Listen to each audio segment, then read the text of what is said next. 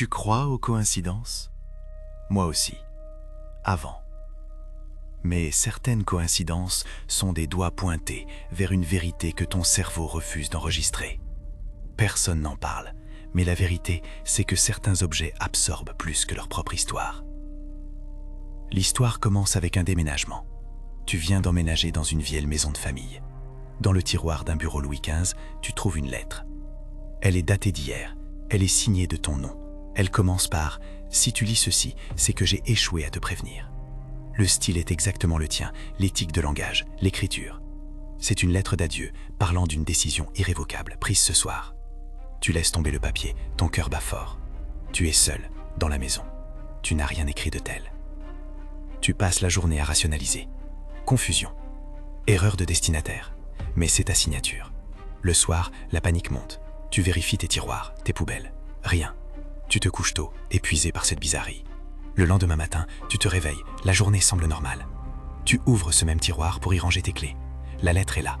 Même pliage. Mais le contenu a changé. Elle parle cette fois d'une évasion réussie, d'un nouveau départ loin de tout, daté d'aujourd'hui.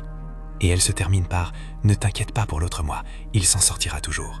Tu réalises que l'objet n'est pas statique, il évolue, il réagit à ce que tu pourrais faire. Chaque matin, la lettre est réécrite, décrivant une fin de vie différente pour toi ou pour une version de toi. Tu essaies de la détruire. Papier mâché, humidité, feu de cheminée. Le papier résiste, et il devient juste plus fripé, plus sombre, mais intact au toucher le lendemain.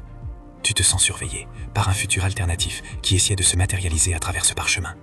Tu as peur de ce que sera la lettre dans une semaine. Sera-t-elle un journal de bord d'une vie que tu n'as pas vécue, ou pire, un contrat? Le climax arrive une semaine plus tard. Tu ouvres le tiroir, il n'y a plus de lettre. Juste une seule ligne, écrite en lettres capitales, à l'encre qui semble encore humide. Elle dit « Tu as choisi celle-ci. Bienvenue ». Au même instant, ton téléphone vibre. Un message d'un numéro inconnu. Le corps du message, le même paragraphe que la première lettre, celle de l'échec.